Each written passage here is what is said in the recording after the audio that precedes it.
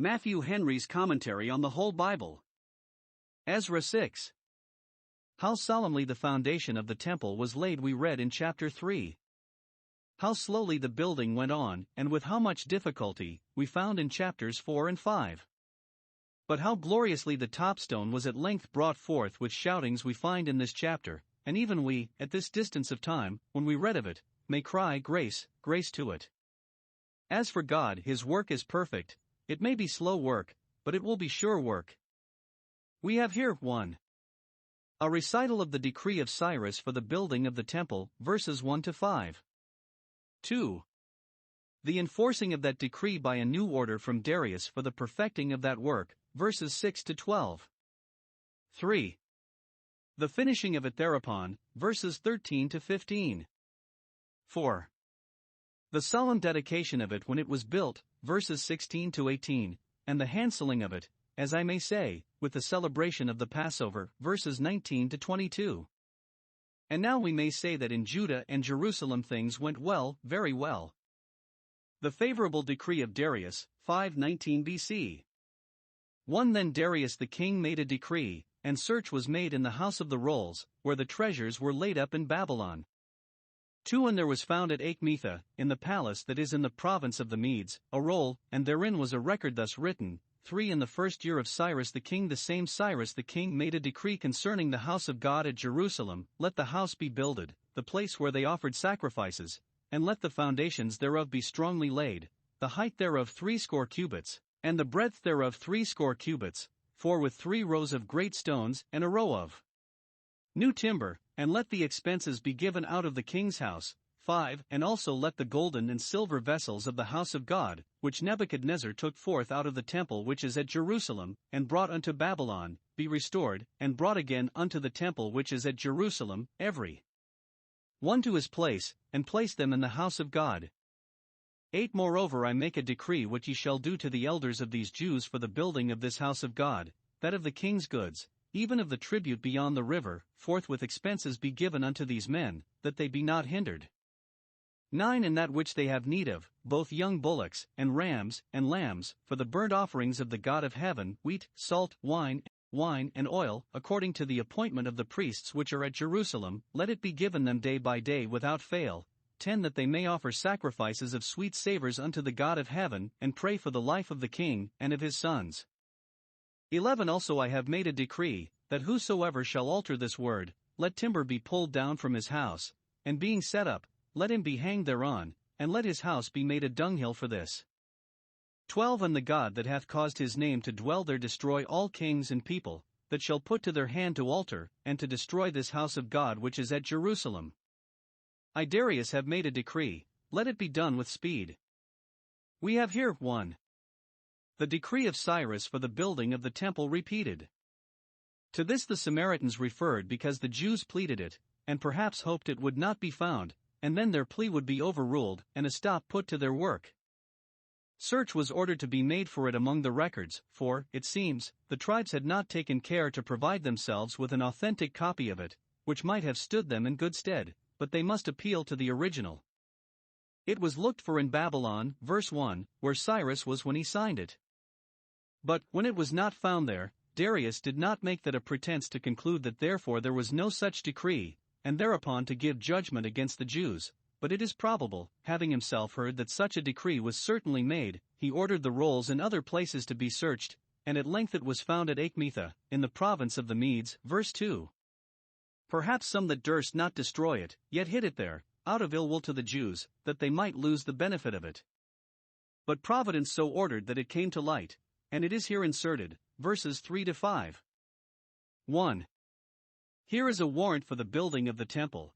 Let the house of God at Jerusalem, let that house be built, so it may be read, within such and such dimensions, and with such and such materials. 2. A warrant for the taking of the expenses of the building out of the king's revenue, verse 4. We do not find that they had received what was here ordered them, the face of things at court being soon changed. 3. A warrant for the restoring of the vessels and utensils of the temple, which Nebuchadnezzar had taken away, verse 5, with an order that the priests, the Lord's ministers, should return them all to their places in the house of God. 2. The confirmation of it by a decree of Darius, grounded upon it and in pursuance of it. 1. The decree of Darius is very explicit and satisfactory. 1. He forbids his officers to do anything in opposition to the building of the temple. The manner of expression intimates that he knew they had a mind to hinder it. Be you far hence, verse 6. Let the work of this house of God alone, verse 7. Thus was the wrath of the enemy made to praise God, and the remainder thereof did he restrain. 2. He orders them out of his own revenue to assist the builders with money. 1. For carrying on the building, verse 8. Herein he pursues the example of Cyrus, verse 4. 2. For maintaining the sacrifices there when it was built, verse 9. He ordered that they should be supplied with everything they wanted both for burnt offerings and meat offerings. He was content it should be a rent charge upon his revenue, and ordered it to be paid every day, and this without fail, that they might offer sacrifices and prayers with them. For the patriarchs, when they offered sacrifice, called on the name of the Lord, so did Samuel, Elijah, and others, for the life, that is, the happiness and prosperity, of the king and his sons. Verse 10. See here how he gives honor, first, to Israel's God, whom he calls once and again the God of heaven. Secondly, to his ministers, in ordering his commissioners to give out supplies for the temple service at the appointment of the priests. Those that thought to control them must now be, in this matter, at their command. It was a new thing for God's priests to have such an interest in the public money. Thirdly, to prayer, that they may pray for the life of the king. He knew they were a praying people, and had heard that God was nigh to them in all that which they called upon him for.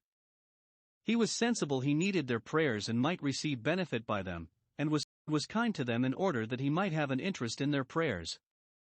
It is the duty of God's people to pray for those that are in authority over them, not only for the good and gentle, but also for the forward, but they are particularly bound in gratitude to pray for their protectors and benefactors, and it is the wisdom of princes to desire their prayers, and to engage them. Let not the greatest princes despise the prayers of the meanest saints. It is desirable to have them for us, and dreadful to have them against us. 3. He enforces his decree with a penalty. Verse 11. Let none either oppose the work and service of the temple, or withhold the supports granted to it by the crown upon pain of death. If any alter this decree, let him be hanged before his own door, as we say, hanged upon a beam of his own house, and, as an execrable man, let his house be made a dunghill. 4. He entails a divine curse upon all those kings and people that should ever have any hand in the destruction of this house. Verse 12. What he would not do himself for the protection of the temple he desired that God, to whom vengeance belongs, would do. This bespeaks him zealous in the cause, and though this temple was, at length, most justly destroyed by the righteous hand of God, yet perhaps the Romans, who were the instruments of that destruction, felt the effects of this curse, for that empire sensibly declined ever after. 2. From all this we learn, 1. That the heart of kings is in the hand of God, and he turns it which way soever he pleases. What they are he makes them to be, for he is King of kings. 2. That when God's time has come for the accomplishing of his gracious purposes concerning his church, he will raise up instruments to promote them from whom such good service was not expected. The earth sometimes helps the woman, Revelation 12 verse 16, and those are made use of for the defense of religion who have little religion themselves. 3. That what is intended for the prejudice of the church has often, by the overruling providence of God, been made serviceable to it. Philippians 1 verse 12. The enemies of the Jews, in appealing to Darius, hoped to get an order to suppress them, but, instead of that, they got an order to supply them. Thus out of the eater comes forth meat.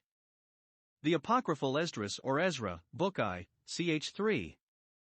And 4, gives another account of this decree in favor of the Jews, that Darius had vowed that if ever he came to the kingdom he would build the temple at Jerusalem, and that Zerubbabel, who was one of his attendants, whereas it is plain here that he was now at Jerusalem, for making an ingenious discourse before him on that subject, great is the truth and will prevail, was told to ask what recompense he would, and asked only for this order, in pursuance of the king's vow.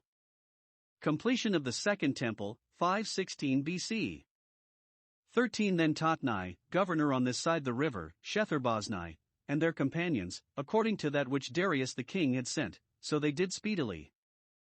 14 And the elders of the Jews builded, and they prospered through the prophesying of Haggai the prophet and Zechariah the son of Iddo. And they builded and finished it, according to the commandment of the God of Israel, and according to the commandment of Cyrus, and Darius, and Artaxerxes king of Persia. 15 And this house was finished on the 3rd day of the month Adar, which was in the 6th year of the reign of Darius the king. 16 And the children of Israel, the priests, and the Levites, and the rest of the children of the captivity, kept the dedication of this house of God with joy. 17 And offered at the dedication of this house of God 100 bullocks, 200 rams, 400 lambs, and for a sin offering for all Israel, 12 he-goats, according to the number of the tribes of Israel. 18 And they set the priests in their divisions, and the Levites in their courses, for the service of God, which is at Jerusalem, as it is written in the book of Moses. 19 And the children of the captivity kept the Passover upon the 14th day of the 1st month. 20 For the priests and the Levites were purified together, all of them were pure, and killed the Passover for all the children of the captivity, and for their brethren the priests, and for themselves. 21 And the children of Israel, which were come again out of captivity, and all such as had separated themselves unto them from the filthiness of the heathen of the land, to seek the Lord God of Israel, did eat. 22 And kept the feast of unleavened bread 7 days with joy, for the Lord had made them joyful, and turned the heart of the king of Assyria unto them, to strengthen their hands in the work of the house of God, the God of Israel. Here we have 1. The Jews' enemies made their friends. When they received this order from the king, they came with as much haste to encourage and assist the work as their predecessors had done to put a stop to it. Chapter 4 verse 23. What the king ordered they did, and, because they would not be thought to do it with reluctance, they did it speedily. Verse 13. The king's moderation made them, contrary to their own inclination, moderate too. 2. The building of the temple carried on, and finished in a little time. Verses 14 and 15. Now the elders of the Jews built with cheerfulness. For aught I know, the elders themselves labored at it with their own hands, and, if they did, it was no disparagement to their eldership, but an encouragement to the other workmen. 1. They found themselves bound to it by the commandment of the God of Israel, who had given them power that they might use it in his service. 2. They found themselves shamed into it by the commandment of the heathen kings, Cyrus formerly, Darius now, and Artaxerxes some time after. Can the elders of the Jews be remiss in this good work when these foreign princes appear so warm in it? Shall native Israelites grudge their pains and care about this building when strangers grudge not to be at the expense of it? 3. They found themselves encouraged in it by the prophesying of Haggai and Zechariah, who, it is likely, represented to them, as Bishop Patrick suggests, the wonderful goodness of God in inclining the heart of the king of Persia to favor them thus. And now the work went on so prosperously that, in 4 years' time, it was brought to perfection. As for God, his work is perfect. The gospel church, that spiritual temple, is long in the building, but it will be finished at last, when the mystical body is completed. Every believer is a living temple, building up himself in his most holy faith. Much opposition is given to this work by Satan and our own corruptions. We trifle and proceed in it with many stops and pauses, but he that has begun the good work will see it performed, and will bring forth judgment unto victory. Spirits of just men will be made perfect. 3. The dedication of the temple. When it was built, being designed only for sacred uses, they showed by an example how it should be used, which, says Bishop Patrick, is the proper sense of the word dedicate. They entered upon it with solemnity and probably with a public declaration of the separating of it from common uses and the surrender of it to the honor of God to be employed in his worship. 1. The persons employed in this service were not only the priests and Levites who officiated, but the children of Israel, some of each of the 12 tribes, though Judah and Benjamin were the chief, and the rest of the children of the captivity or transportation, which intimates that there were many besides the children of Israel, of other nations, who transported themselves with them, and became proselytes to their religion, unless we read it, even the remnant of the children of the captivity. And then, we may suppose, notice is hereby taken of their mean and afflicted condition, because the consideration of that helped to make them devout and serious in this and other religious exercises. A sad change. The children of Israel have become children of the captivity, and there appears but a remnant of them, according to that prediction, Isaiah 7 verse 3, Shir-Jashub the remnant shall return. 2. The sacrifices that were offered upon this occasion were bullocks, rams, and lambs, verse 17, for burnt offerings and peace offerings, not to be compared, in number, with what had been offered at the dedication of Solomon's temple, but being according to their present ability, they were accepted, for, after a great trial of affliction, the abundance of their joy, and their deep poverty, abounded to the riches of their liberality, 2 Corinthians 8 verse 2. These hundreds were more to them than Solomon's thousands were to him. But besides these, they offered 12 he-goats for sin offerings, one for every tribe, to make atonement for their sins, which they looked upon as necessary in order to the acceptance of their services. Thus, by getting iniquity taken away, they would free themselves from that which had been the sting of their late troubles, and which, if not removed, would be a worm at the root of their present comforts. 3. This service was performed with joy. They were all glad to see the temple built, and the concerns of it in so good a posture. Let us learn to welcome holy ordinances with joy and attend on them with pleasure. Let us serve the Lord with gladness. Whatever we dedicate to God, let it be done with joy, that He will please to accept of it. 4. When they dedicated the house, they settled the household. Small comfort could they have in the temple without the temple service, and therefore they set the priests in their divisions and the Levites in their courses, verse 18. Having set up the worship of God in this dedication, they took care to keep it up, and made the book of Moses their rule, to which they had an eye in this establishment. Though the temple service could not now be performed with so much pomp and plenty as formerly, because of their poverty, yet perhaps it was performed with as much purity and close adherence to the divine institution as ever, which was the true glory of it. No beauty like the beauty of holiness. 4. The celebration of the Passover in the newly erected temple. Now that they were newly delivered out of their bondage in Babylon, it was seasonable to commemorate their deliverance out of their bondage in Egypt. Fresh mercies should put us in mind of former mercies. We may suppose that they had kept the Passover, after a sort, every year since their return, for they had an altar and a tabernacle. But they were liable to frequent disturbances from their enemies, were straitened for room, and had not conveniences about them, so that they could not do it with due solemnity till the temple was built, and now they made a joyful festival of it, it falling out in the next month after the temple was finished and dedicated, verse 19. Notice is here taken, 1. Of the purity of the priests and Levites that killed the Passover, verse 20. In Hezekiah's time the priests were many of them under blame for not purifying themselves.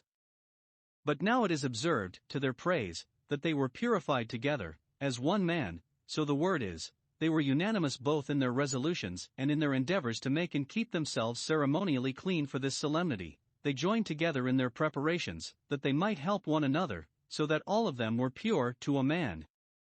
The purity of ministers adds much to the beauty of their ministrations, so does their unity. 2.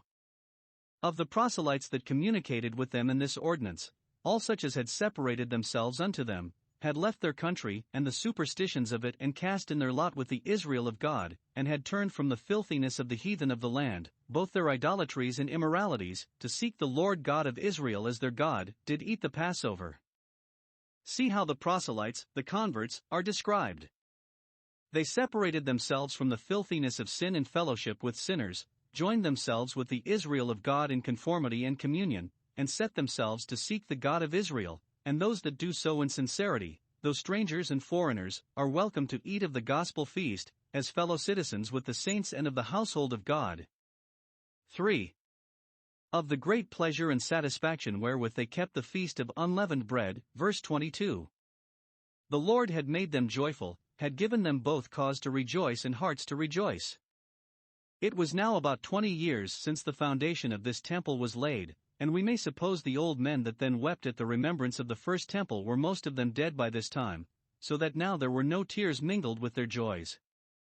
Those that are, upon good grounds, joyful, have therefore reason to be thankful, because it is God that makes them to rejoice. He is the fountain whence all the streams of our joy flow. God has promised to all those who take hold of His covenant that He will make them joyful in His house of prayer.